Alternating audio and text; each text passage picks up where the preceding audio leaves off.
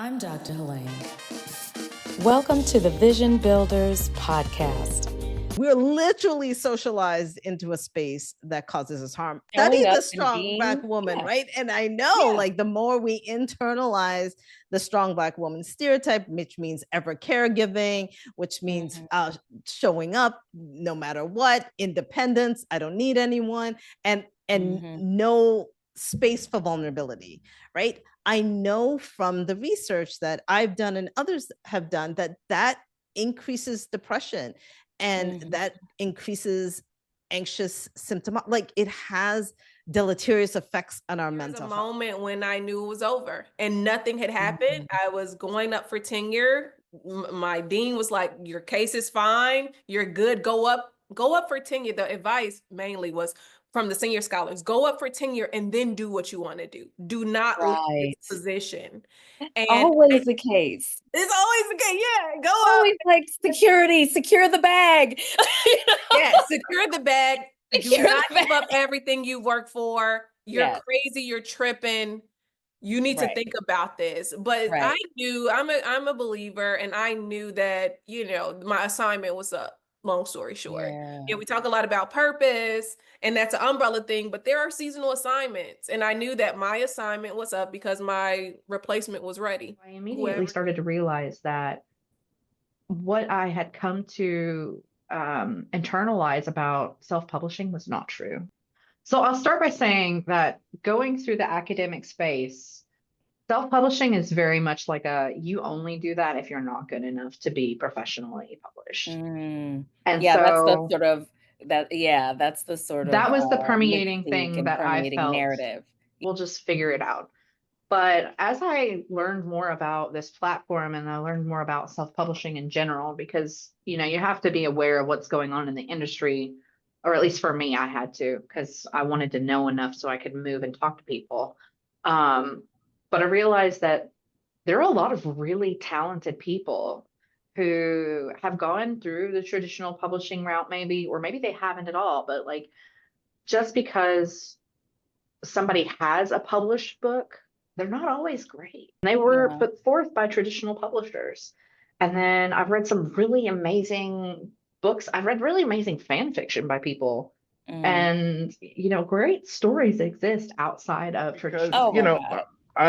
My parents were pastors, and so I grew up, memorizing Bible verses and being in church for 19 and a half hours every day. And 100%. Yes. You were but then I was a born and bred PK, but then we would all leave and we would go home and watch Star Trek at 10 o'clock. Every night. And my parents were raised on Star Trek. Like they watched the original series and swore by it, Here. Listen. Present and accounted for, all of us who were watching Star Trek, the original. And that's another thing too. It's the how many African Americans gravitated to something like Star Trek because it actually represented, there was actually some semblance of representation.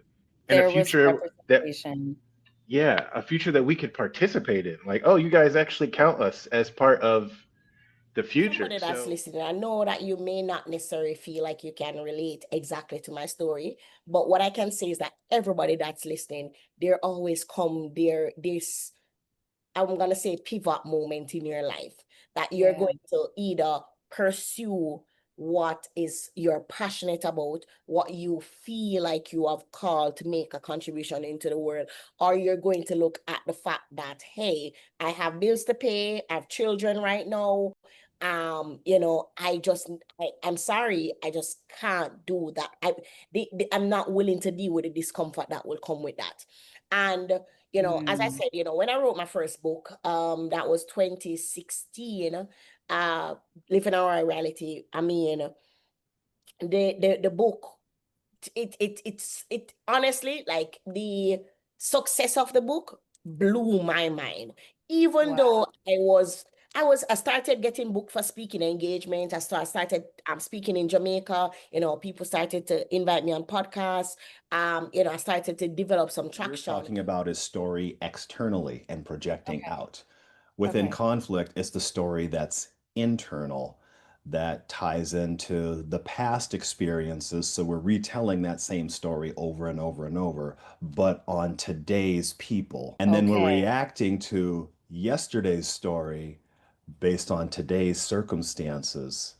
And so the people that you're in relationship with, if they're aware, they go, hey, wait a minute. I don't know what twilight zone I'm in right now, but how you're responding is not based on this situation. It's based on something from your past that is unaddressed.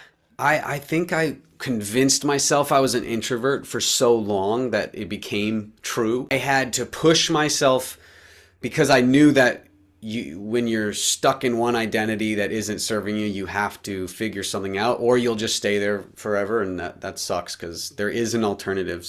But I auditioned for play production in 10th grade, and it was so scary.